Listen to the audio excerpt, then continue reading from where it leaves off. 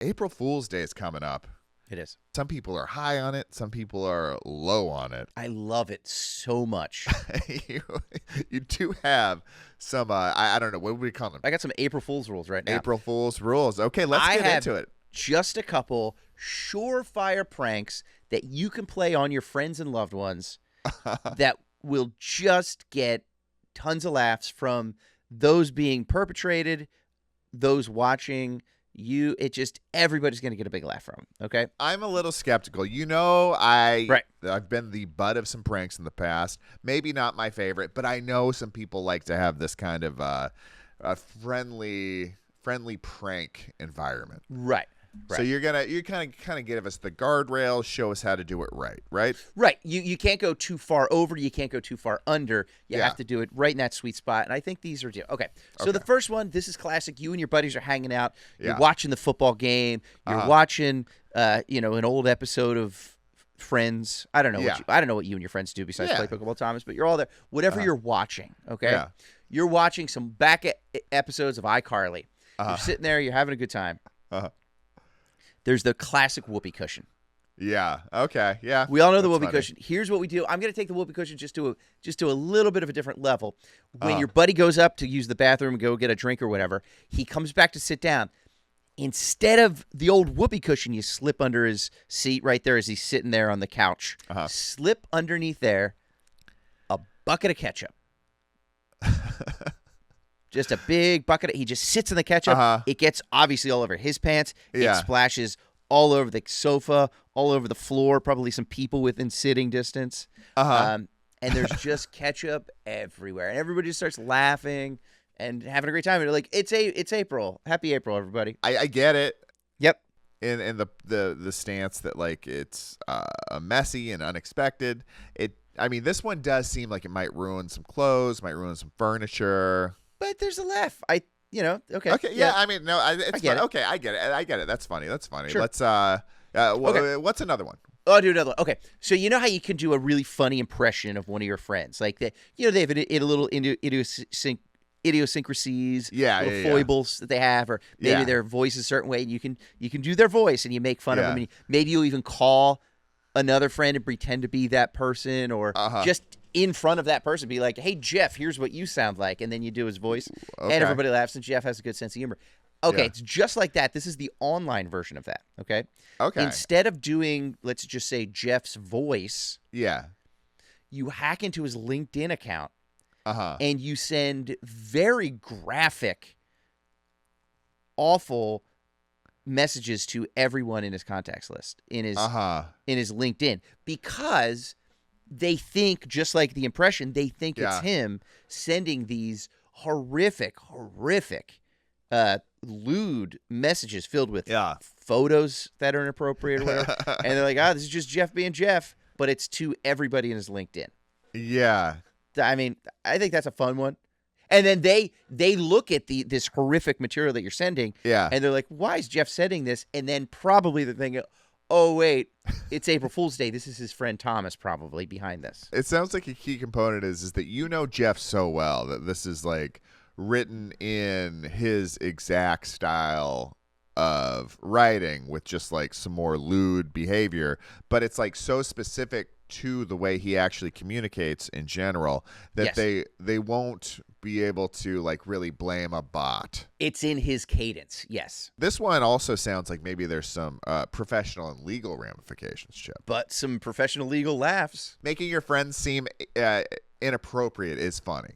It's great. Yeah, it's hilarious. It's what you're getting at, I think. Yeah. That's great. Okay, here's another one. Speaking of the internet, you're familiar with Rickrolling, aren't you?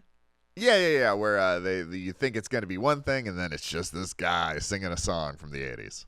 Sure. You think it's a puppy video or something serious, and then all of a sudden, Rick Astley comes in singing, Never Gonna Give You Up. And you got him. That was a funny thing. That was a funny thing. You got Rickrolled. Okay. Yeah.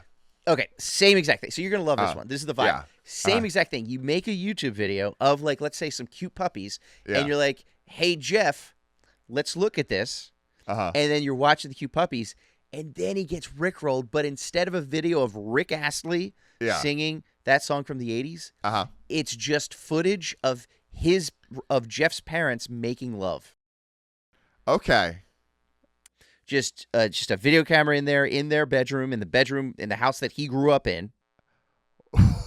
And it's his parents in the sweet act of making love. He thinks it's a puppy video, but it's a video of his parents engaged in intercourse. Chip, this is funny, right? It's funny. Funny. It feels Thank like you. we're pushing a boundary here, though. Great. It feels like we're really getting outside of the lines of what's appropriate in polite society. Right, and that's what gets laughs. So it's all in good fun. And Jeff's like, wait a minute, this isn't. Here's what you do though. Yeah. After about 7 or 8 minutes, of footage of his parents engaged in the act of love, then you put the Rick Astley video on. So then it's like sort of a hat on a hat, but it's two very funny hats on top of each other. It's a Rick on a Rick. Yes. Yeah. All right, next one. Okay, this one is a little more classic. I think maybe I lost you just a little bit, although I know you're really on board with the internet stuff. Let's go a little more classic. Toilet papering somebody's house, their trees, like on Mischief Night, the night before Halloween, or classic. Again, April Fool's Day. You take a bunch of toilet paper, you throw it around their house, their lawn, their trees, whatever. Yeah. We are in the 21st century. Let's get rid of the toilet paper. You don't want to ruin the environment. Yeah, I get that. Take a bidet and then just throw it through their picture window. Just right through their front window. Take a bidet. Instead of the toilet paper, take the bidet, a heavier, just as hard as you can, whip it right through their front window, smashing into their living room. And then they're like, oh my God, a bidet and all this broken glass. Thomas must have been here. April Fool's on me. It's a new twist on the toilet paper classic. This is just assault. Funny assault and destruction of battery. Yep. We are not encouraging anybody to do any of these things. This is legally dangerous and it's inappropriate and hilarious. No. Okay. Chip, let's keep it moving. I feel like I know where these are going. Let's see if we can find a fun one. Right. That people could do and maybe not go to jail, Chip. Okay, so this last one. This is the last one. Simple. Okay. Easy. Yep. You have to start early though. Okay. This one is about setting the tone. So you can't just start on April Fool's Day. This is a couple weeks beforehand. You just start. Okay. You start making mentions around your friends about, did you hear about this kidnapper that's out and about? Yeah. In the community. Okay. You could even give him a name. The Longport, snatcher or whatever, And they, hey, this guy, kidnapped another person, right? And then they're like, oh, wow, I didn't see this. So, maybe even make up like a fake headline. You send it to them and they think it's real.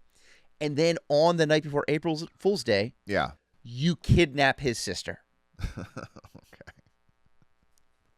And that's it. That's the whole prank. So you're actual kidnapping. Right. You're actually kidnapping. But then once he realizes, he gets the ransom note. At the bottom of the ransom note, it says, by the way, LOL, happy April Fool's Day. Yeah. Yeah. So don't do that either. Don't kidnap anybody. Maybe don't start a neighborhood or community panic about people being in danger. Chip, sure. I just have to ask, did somebody do something to you on April Fool's Day? Yeah, there's a long story. I'm going to start it now. You might want to edit this out. Okay. But when I was 8 years old on April Fool's Day, this kid in my neighborhood, and then I've loved April Fool's Day ever since. Wow. So it's a long story. I know that was like 20 minutes, but a long story about what happened to me that day on April Fool's Day. Yeah, for a lot of reasons, we're going to edit that out. Okay. But I'm sorry, and I guess I understand where your April Fool's Day humor comes from, and I'm just going to have to let this be a quirk about my friend. Yep. And happy April Fool's Day to everybody out there. Yeah, happy April Fool's Day. From all of us to all of you here at the Sunburnt Podcast. Don't go too wild, but we do enjoy a good laugh, baby. Front desk. Hi, this is Mr. Chantry in room 308, and it's spring break! This is the best spring break ever! Mr. Chantry, did you throw your back out again? Yes, I'm on the floor of the bathroom. If you could send Ronald or Jeff up to move me to the bed, that would be swell. I'll send them right up.